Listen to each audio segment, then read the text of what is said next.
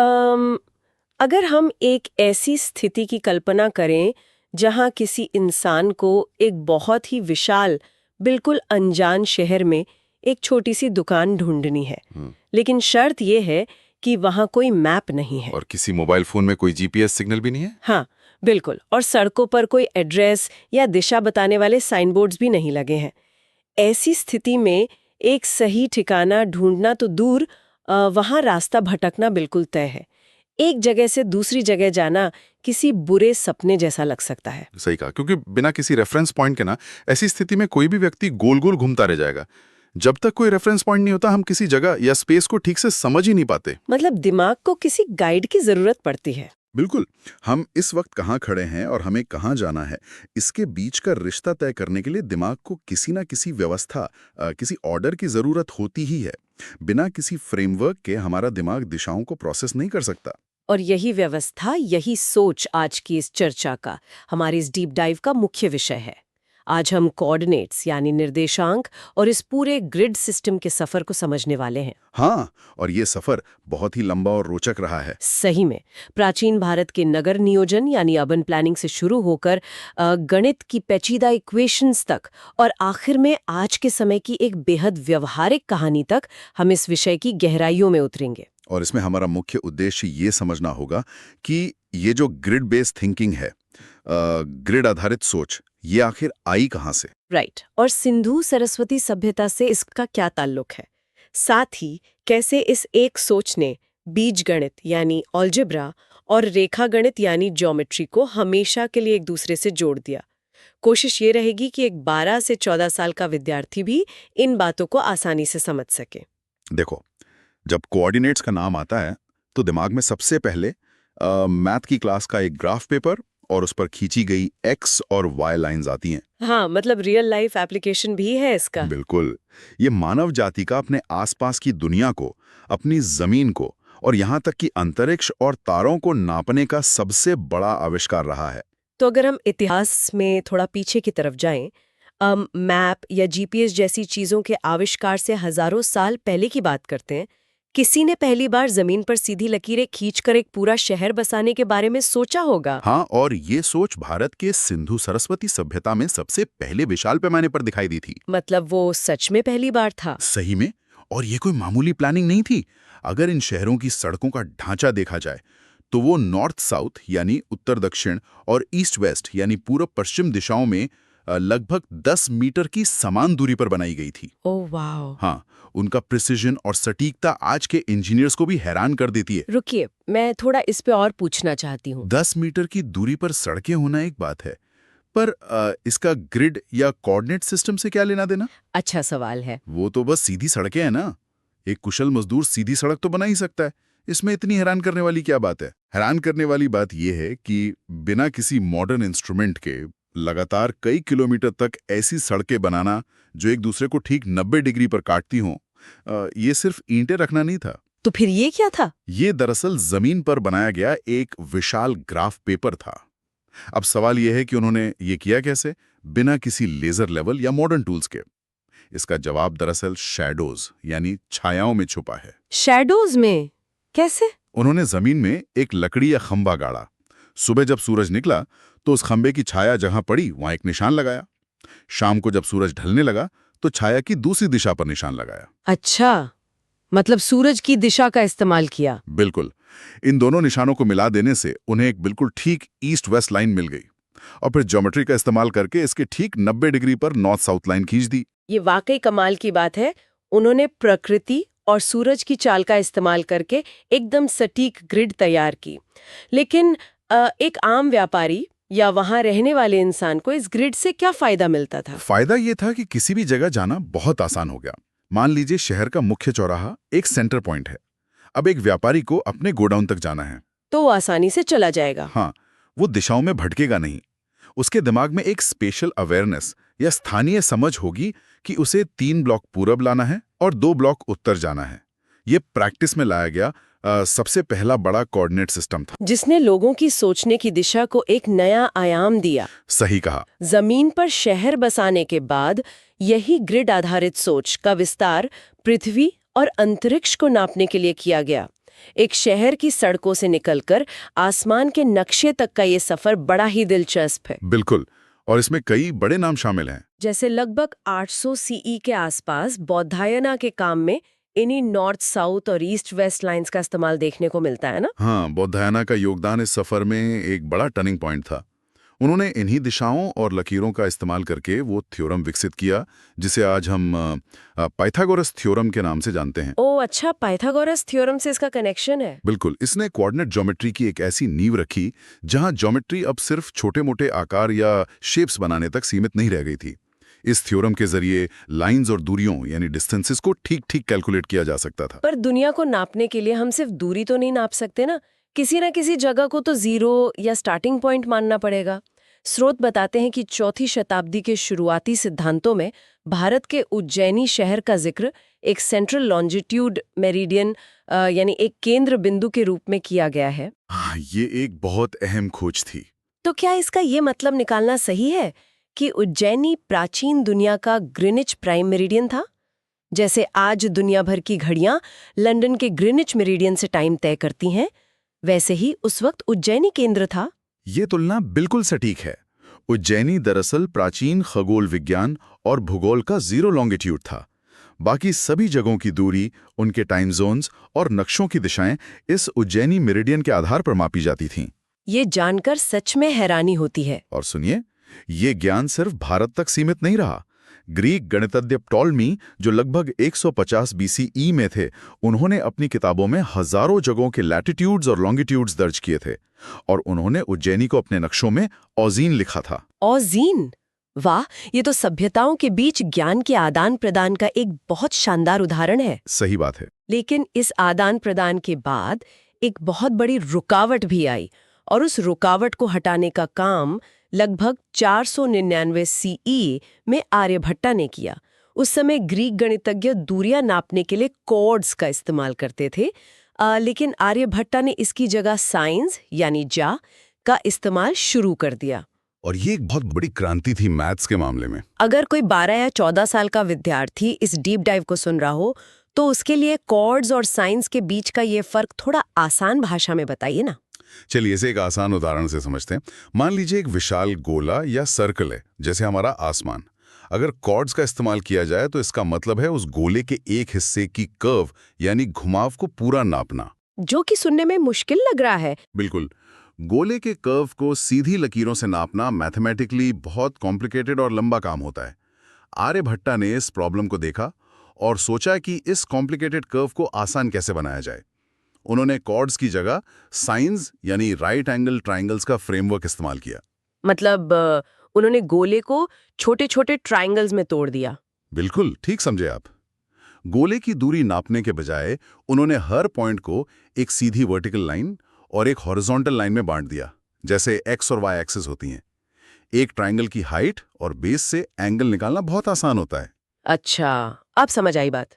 आर्यभट्टा द्वारा साइंस लाए जाने से अचानक तारों की दूरी, शहरों के कोऑर्डिनेट्स और इक्लिप्टिक, जो कि सूर्य का आकाश में दिखने वाला मार्ग है, उससे किसी भी तारे की दूरी निकालना आसान और तेज हो गया। इंसान अब सिर्फ जमीन पर नहीं, आसमान में भी बिल्कुल सटीक ग्रिड बना पा रहा था। सही कहा। तो इस तरह से आसमान को नापने का तरीका बदल गया। लेकिन यहाँ मुझे एक बात अभी भी थोड़ी अजीब लग रही है। जमीन और आसमान दोनों में कोऑर्डिनेट्स बनाने के लिए आगे तो जा सकते हैं, लेकिन जब ज्योमेट्री किसी नक्शे पर बनती है तो उस पॉइंट से पीछे यानी ऑपोजिट डायरेक्शन में जाने की भी जरूरत पड़ती है ना? यहां आपने एकदम सही पकड़ा है। बिना पीछे गए कोई मैप या दिशा पूरी हो ही नहीं सकती। और यहीं आकर एल्जेब्रा यानी बीजगणित और ज्योमेट्री का सच्चा मिलन होता है। और इस मिलन के सूत्रधार कौन थे? इस सदियों चलने वाले मिलन के सबसे बड़े सूत्रधार थे ब्रह्मागुप्ता, लगभग 628 सीई में। उन्होंने एक ऐसी चाबी ढूंढ निकाली जिसके बिना आज की मॉडर्न दुनिया, हमारे जीपीएस, हमारे कंप्यूटर्स काम ही नहीं कर सकते थे। ऐसा क्या किया था उन्होंने? उन्होंने जीरो यानी शून्य और नेगेटिव नंबर्स को फॉर्मल एल्जेब्रिक एंटिटीज के रूप में दुनिया के सामने प्रस्तुत किया। अगर हम इसे सीधे शब्दों में कहें तो बिना नेगेटिव नंबर्स के एक कोऑर्डिनेट सिस्टम में हम कभी ओरिजिन से पीछे यानी लेफ्ट या नीचे की तरफ जा ही नहीं सकते। सही फरमाया। आज के मॉडर्न मैथमेटिक्स में, जिसे हम 4 क्वाड्रेंट कार्टेशियन प्लेन कहते हैं, जिसमें सेंटर पॉइंट 0 होता है और एक्स तथा वाई एक्सिस होते हैं, उसमें राइट और ऊपर की तरफ पॉजिटिव नंबर्स होते हैं और लेफ्ट तथा नीचे की तरफ नेगेटिव नंबर्स। और अगर ब्रह्मगुप्ता ये नहीं करते तो? अगर ब्रह्मगुप्ता नेगेटिव नंबर्स का सिद्धांत पूरी तरह फॉर्मुलाइज नहीं करते तो किसी फ्लैट जमीन पर या पेपर पर किसी जगह की पोजीशन को ठीक 360 डिग्रीज में नापना असंभव हो जाता। वाओ! ब्रह्मगुप्ता के इस काम का असर कितना गहरा था? क्या उस वक्त की दुनिया ने इसकी अहमियत को तुरंत समझ लिया था? इसका असर बहुत विशाल था और ये जल्दी दुनिया में फैल गया। ब्रह्मगुप्ता के इस काम का आगे चलकर अरबी भाषा में अनुवाद हुआ, जिसे सिंध हिंद के नाम से जाना गया। अच्छा, सिंध हिंद। हाँ, अरब भूगोल में भी उज्जैनी मेरिडियन का बहुत इस्तेमाल हुआ और उसे आकरिन का नाम दिया गया। ये आकरिन अरब दुनिया के नक्शों का नया जीरो लॉन्गिट्यूड रेफरेंस बन गया और इसी ज्ञान की कड़ी में लगभग 1000 सीई में एक बड़ा नाम जोड़ता है अल-बिरूनी का। उन्होंने क्या योगदान दिया? वो भारत आए, उन्होंने यहाँ रहकर प्राचीन सिद्धांत पढ़े और इंडियन ट्रिग्नोमेट्रिक मेथड्स की गहराई को समझा। और इस ज्ञान को उन्होंने सिर्फ पढ़ा नहीं बल्कि व्यावहारिक रूप भी दिया। कुछ इतिहासकारों के मुताबिक अल-बिरूनी ने एक बहुत ही कमाल के डिवाइस को परफेक्ट किया था, जिसका नाम था एस्ट्रोलैब। बिल्कुल। अगर हम आज की भाषा में समझें तो क्या ये उस समय के नाविकों के लिए एक प्राचीन एनालॉग स्मार्ट वॉच या जीपीएस डिवाइस जैसा था? ये बहुत ही शानदार एनालॉजी है। एस्ट्रोलैब वाकई एक प्राचीन एनालॉग कंप्यूटर था। ये पीतल यानी ब्रास से बना एक चक्रादार, हाथ में पकड़ने लायक यंत्र था। नाविक रात के समय समुद्र के बीचों बीच इस डिवाइस को तारों की तरफ रखते थे। रात के अंधेरे में? हाँ, इस यंत्र पर अलग अलग चक्रीय स्केल्स या डायल्स लगे होते थे। तारों की रोशनी और उनका एंगल इस एस्ट्रोलैब के जरिए मापकर एक नाविक ठीक ये कैलकुलेशन निकाल लेता था कि वो इस वक्त पृथ्वी के किस लैटिट्यूड और लॉन्गिट्यूड पर खड़ा है। सोचकर देखिए, चारों तरफ अनंत समुद्र, रात का अंधेरा, पर हाथ में रखे एक छोटी सी यंत्र से उन्हें अपने कोऑर्डिनेट्स पता चल जाते थे। सच में हैरान करने वाली बात है। फिर इसी रास्ते पर चलकर एक और मैथमेटिकल जायंट आते हैं, उमर खयाम, लगभग 1100 सीई में, जिन्होंने अलजेब्रा और ज्योमेट्री को एक साथ मिलाकर प्रॉब्लम्स को सॉल्व करना शुरू किया। और फिर ये ज्ञान यूरोप गया है ना? बिल्कुल। और आखिर में ये सारा सदियों पुराना ज्ञान, ये बहती हुई मैथमेटिकल नदी 12वीं शताब्दी में यूरोप पहुंचती है, जहां पर 1636 में फर्मैट और 1637 में रेने डेकार्ट ने 2D प्लेन को पूरी तरह फॉर्मुलाइज किया, जिसे दुनिया आज कार्टेशियन प्लेन के नाम से जानती है। लेकिन यहाँ एक सवाल खटकता है मुझे। दुनिया तो इस पूरे फ्रेमवर्क को डेकार्ट के नाम से जानती है, पर क्या ये उनके साथ एकमात्र उन्हीं का आविष्कार कहना सही होगा? नहीं, ऐसा कहना गलत होगा। ये तो वही बात हो गई जैसे डेकार्ट ने आकर एक शानदार घर बनाया हो, जिसकी दीवारें खूबसूरत हों, पर उस घर की सबसे मजबूत नींव ब्रह्मगुप्ता का जीरो, उनके नेगेटिव नंबर्स और पिछली सभ्यताओं के ग्रिड्स तो सदियों पहले ही डाल दिए गए थे। ये इतिहास को देखने का बिल्कुल सही नजरिया है। इससे एक जरूरी बात निकलकर सामने आती है कि दुनिया में ज्ञान किसी एक व्यक्ति या अचानक आई एक तरकीब का नतीजा नहीं होता। विज्ञान का सफर हमेशा पहले हो चुके कामों पर आगे बढ़ता है। एक कंटिन्यूअस प्रोसेस है। हाँ, ये एक लंबा सफर था जिसमें भारतीय, अरब और यूरोपियन विचारकों की एक मजबूत कड़ी जुड़ी हुई है। जब हम इतिहास के इन पन्नों को इस रूप में देखते हैं तो आज के सूचनाओं के तूफान या इंफॉर्मेशन ओवरलोड वाले दौर में भी हमें एक साफ पैटर्न दिखाई देता है। कैसे एक छोटी सी समस्या एक नए आविष्कार को जन्म देती है और वो आविष्कार सदियों बाद दूसरे आविष्कार की नींव बनता है। तो इस पूरे लंबे सफर का आज के समय में आखिर मतलब क्या है? सिंधु सरस्वती के ब्लॉक सिस्टम से लेकर उज्जैनी के मेरिडियन तक और एस्ट्रोलेब से लेकर कार्टेशियन प्लेन तक, ये सारी हिस्टोरिकल मैथ एक 14 साल के विद्यार्थी की जिंदगी को कैसे छूती है? इसका एक बेहद खूबसूरत और भावुक करने वाला उदाहरण इस चर्चा के आखिरी हिस्से में निकल कर आता है। हाँ, ये एक ऐसी कहानी है जो इन सारी इक्वेशंस और थियरीज को सीधा हमारी आम इंसानी जिंदगी और संवेदनाओं से जोड़ देती है। ये कहानी एक परिवार की है जो नए एकेडमिक ईयर की शुरुआत में किसी बिल्कुल नए शहर में शिफ्ट हुआ है। इस परिवार में 2 भाई बहन हैं, रेयान और शालिनी। रेयान देख नहीं सकता, वो एक विजुअली इम्पेयर्ड बच्चा है।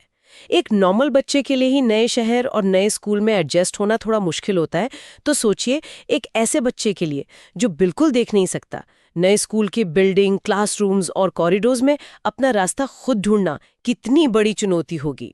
बहुत मुश्किल होता होगा। वहीं उसकी बड़ी बहन शालिनी, जो भी हाल ही में अपनी मैथ्स की क्लास में कोऑर्डिनेट ज्योमेट्री पढ़कर आई है, वो अपने इस ज्ञान का एक बहुत ही प्यारा और व्यवहारिक इस्तेमाल करती है। वो किसी पेपर पर एक्स और वाई का फॉर्मूला नहीं लिखती, वो एक लकड़ी का रेक्टेंगुलर बोर्ड लेती है। ओ, एक फिजिकल बोर्ड। हाँ, उस बोर्ड के बिल्कुल सेंटर में एक पिन लगाती है जिसे ओरिजिन पॉइंट माना जा सकता है। फिर वो अलग अलग नंबर्स और दिशाओं के आधार पर और पिन्स लगाती है और उन पिन्स के बीच मजबूत धागे यानी थ्रेड्स बांध देती है। शालिनी दरअसल अपने भाई के लिए एक फिजिकल, छूने लायक टैक्टाइल ग्रिड तैयार करती है, कमाल है। ताकि रियान अपने हाथों से उन धागों को छूकर अपने नए स्कूल की जगहों को और वहां जाने वाले रास्तों को महसूस कर सके। इसमें सबसे खास बात ये समझने की है कि शालिनी ने टेक्निकली क्या किया। उसने जो फिजिकल बोर्ड बनाया वो असल में वही डेकार्ट का 2D प्लेन या ब्रह्मगुप्ता का कोऑर्डिनेट सिस्टम था। जो बीच की पिन थी वहां 0 था। राइट। उस पिन से राइट जाने वाले धागे पॉजिटिव दिशा थे, लेफ्ट वाले नेगेटिव दिशा। जब रियांग की उंगलियां उन धागों पर चल रही थी तो वो दरअसल कोऑर्डिनेट्स पढ़ रही थीं। इस तरह से जिसमें आंखों की रोशनी नहीं थी उसको भी एक ऑर्डर मिल गया, एक स्थानीय समझ या स्पेशल अवेयरनेस मिल गई। मतलब कोऑर्डिनेट सिर्फ मैथ्स की क्लास तक सीमित नहीं है। बिल्कुल नहीं। कोऑर्डिनेट सिर्फ मैथ्स की प्रॉब्लम सॉल्व करने के लिए नहीं है, ये हमारे आसपास की जगह को समझने और ऑर्गेनाइज करने का सबसे ताकतवर टूल है। ये सच में दिल को छू लेने वाली बात है। इतने बड़े बड़े मैथमेटिशियंस, पिथागोरस और डेकार्ट जैसे महान दिमागों की सदियों की खोज आखिर में एक बहन के काम आई ताकि उसका भाई आराम से चल फिर सके। ये इस ज्ञान का सबसे सच्चा और बेहतरीन एप्लीकेशन है, जहां एक एब्स्ट्रैक्ट जियोमेट्रिकल कंसेप्ट को एक इंसान की जिंदगी आसान बनाने के लिए इस्तेमाल किया गया। असली शिक्षा की परीक्षा वही होती है जब वो हमारी जिंदगी और सांसारिक समस्याओं को सुलझाने के काम आए। इस पूरी चर्चा से ये साफ निकल कर आता है कि चाहे वो सिंधु सरस्वती की ठीक 10 मीटर की दूरी पर ईंटों से बनी सीधी सड़कें हों, या आर्यभट्टा द्वारा मापा गया सूर्य का मार्ग हो, या फिर सलीन का धागों से बना बोर्ड हो, ये सब कुछ एक ही इंसानी उत्सुकता का हिस्सा है। वो उत्सुकता ये जानने की है कि हम इस अनजान और विशाल ब्रह्मांड में आखिर है कहाँ। हाँ, और हमें अपना रास्ता कैसे ढूंढना है। ये एकदम सही निष्कर्ष है। इस आदान प्रदान और इतिहास को समझने के बाद किसी भी इंसान को अपने आसपास की चीजों को देखने का नजरिया थोड़ा बदल लेना चाहिए। जब भी आगे से मोबाइल पर कोई जीपीएस लोकेशन देखी जाए या फिर बच्चे स्कूल में ग्राफ पेपर पर एक ओरिजिन पॉइंट बनाकर कोई लाइन खींचें, तो वहां सिर्फ कैलकुलेशन नहीं होती, वहां एक पूरा इतिहास होता है। और इन लाइंस और इस ओरिजिन पॉइंट के पीछे हजारों साल के मनुष्य का गणितीय संघर्ष, उसकी असफलताएं और उसकी सफलताएं छुपी हुई हैं। ये ह्यूमन एंडेवर यानी इंसानी जज्बे की एक जीती जागती कहानी है। और ये कहानी किसी निश्चित मुकाम पर आकर रुकी नहीं है। जैसे जैसे हमारी ज़रूरतें और तकनीक आगे बढ़ती हैं, स्पेस को डिफाइन करने के हमारे तरीके और फ्रेमवर्क्स भी विकसित होते रहेंगे। और इसी विकास से जुड़ा एक बहुत ही जरूरी और सोचने पर मजबूर करने वाला विचार सामने आता है। हमने चर्चा की कि प्राचीन लोगों ने जमीन पर सीधी लकीरें खींची, फिर तारों की स्थिति और इक्लिप्टिक का सहारा लेकर आकाश के कोऑर्डिनेट्स बनाए। लेकिन आज हम स्पेस एक्सप्लोरेशन के एक बिल्कुल नए दौर में है, जहां ब्रह्मांड का ज्ञान हर दिन तेजी से बढ़ रहा है। बिल्कुल, अंतरिक्ष के राज खुल रहे हैं। सोलर सिस्टम या शायद किसी बिल्कुल नई गैलेक्सी का सफर करेगा, जहां ना हमारा सूर्य दिखेगा और ना हमारे जाने पहचाने तारे। तब क्या ये हजारों साल पुराने नॉर्थ, साउथ, ईस्ट, वेस्ट और XYZ वाले ग्रिड्स वहां काम आएंगे? ये बहुत ही दिलचस्प सवाल है। या इस अनंत असीम अंतरिक्ष को नापने के लिए और किसी नई गैलेक्सी में भटकने से बचने के लिए इंसानियत को किसी पूरी तरह से नई ज्योमेट्री, नए डायमेंशंस और एक नए फ्रेमवर्क का आविष्कार करना पड़ेगा, बिल्कुल वैसे ही जैसा हमारे पूर्वजों ने सिंधु सरस्वती में जमीन पर पहली सीधी लकीर खींचकर किया था। ये एक ऐसी बात है जो वाकई खुले आसमान को देखकर सोचना दिलचस्प होगा।